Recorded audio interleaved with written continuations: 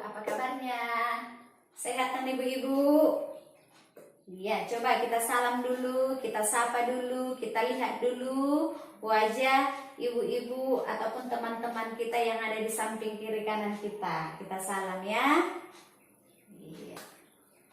Iya, baiklah ibu-ibu. Iya, tadi sudah saling menyapa, saling memberi kabar. Ternyata kita semua dalam keadaan sehat.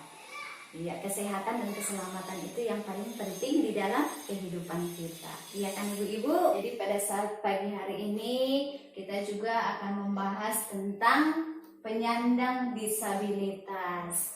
Iya, penyandang disabilitas ini ibu-ibu sama dengan anak istimewa. Bulan yang lalu kita sudah mempelajari tentang anak istimewa kan? Apa yang sudah kita pelajari ibu? Ya, pengertian anak istimewa, hak-hak anak istimewa, pengelompokan anak istimewa, dan pencegahan kekerasan terhadap anak istimewa. Sudah kita mengerti tentang anak istimewa kan ibu? Iya, jadi anak istimewa ini juga sama sebenarnya dengan penyandang disabilitas ya ibu.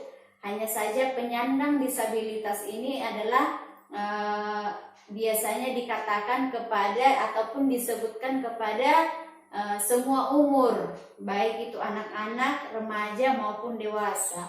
Karena penyandang disabilitas itu juga ada orang dewasa, bukan cuma anak-anak. Jadi kita kembali mengingat pengertian anak istimewa ataupun penyandang disabilitas. Apa itu penyandang disabilitas? Dilihat buku pintarnya ya Bu. Ya, boleh dilihat buku pintar, boleh juga dilihat ke sini.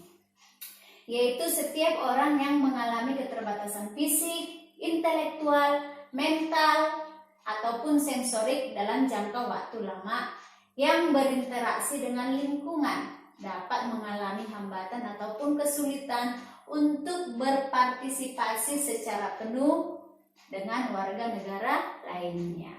Itulah pengertian penyandang disabilitas ataupun anak istimewa. Dengan kata lain, penyandang disabilitas atau anak istimewa itu adalah orang yang memiliki perbedaan karena mempunyai kekurangan secara fisik ataupun secara langsung yang bisa kita lihat dalam tubuhnya itu ada kekurangan, maupun secara mental ataupun kekurangan yang berhubungan dengan batin ataupun perasaan, maupun secara intelektual yaitu kekurangan yang berhubungan dari pengetahuannya yang kurang ataupun juga dari segi berhubungan dengan orang lain juga mengalami kekurangan. Itulah yang dimaksud dengan penyandang disabilitas ataupun anak istimewa. Jadi ibu-ibu juga dalam pertemuan ini boleh mengingat apakah di lingkungan ibu ada yang termasuk penyandang disabilitas ataupun anak istimewa. Iya, jika ada penyandang disabilitas ataupun anak istimewa, tolong jangan dikucilkan dan jangan juga ditunjukkan rasa kasihannya yang sangat mendalam ya ibu-ibu ya. Karena penyandang disabilitas ini juga tidak suka untuk dikasihani. Seolah-olah itu nanti membuat mereka juga semakin menganggap dirinya itu kurang, ya kan ibu-ibu? Jadi itulah tadi pengertian anak istimewa dan ataupun penyandang disabilitas. Akan lagi belajar tentang hak-hak penyandang disabilitas. Hak-hak itu maksudnya apa ibu-ibu? Hak-hak itu adalah segala sesuatu yang harus diperoleh ataupun yang harus diterima oleh penyandang ataupun penderita disabilitas. Apakah hak-haknya itu? Hak-haknya itu ibu-ibu sama dengan kita.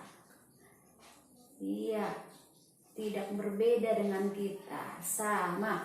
Karena disabilitas itu ataupun orang yang cacat itu ataupun anak istimewa itu adalah bentuk keragaman manusia yang diberikan oleh Tuhan.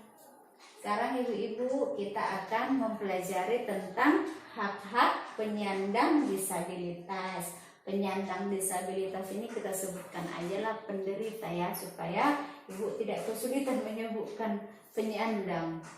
Apakah hak-hak penderita disabilitas ataupun penyandang disabilitas ini tadi? Hak-haknya itu adalah segala sesuatu yang harus diterima ataupun yang harus diperoleh oleh mereka. Apa haknya? Yang pertama adalah hak untuk hidup. Hak untuk hidup itu adalah hak untuk memperoleh tempat tinggal, hak untuk memperoleh makanan yang layak. Iya, haknya untuk hiduplah yang mendukung kehidupannya. Yang kedua, hak untuk bebas dari cercaan. Iya, haknya untuk tidak dihina, haknya untuk tidak diejek, haknya untuk tidak dikucilkan, itu adalah haknya. Karena dia sendiri pun tidak ingin menjadi seorang penyandang disabilitas. Yang ketiga adalah hak mendapatkan perlindungan. Perlindungan dari orang-orang sekitar, perlindungan dari keluarganya, perlindungan dari saudaranya, maupun perlindungan dari masyarakat. Hak untuk bersekolah. Iya, sekalipun penyandang disabilitas itu misalnya kalau dia penyandang disabilitas fisik, dia juga bisa bersekolah, yaitu di sekolah-sekolah tertentu yang menerima penyandang disabilitas. Hak untuk bekerja. Jika memang penyandang disabilitas itu masih bisa bekerja, ya, dia juga mempunyai hak untuk bekerja. Hak untuk hidup sehat. Dia juga mempunyai keinginan untuk hidup sehat, walaupun dia memiliki keterbatasan, tetapi penyandang disabilitas itu juga punya hak untuk sehat, bukan dibiarkan. Lalu hak untuk beribadah. Iya, beribadah menurut agamanya masing-masing, pergi ke tempat ibadah.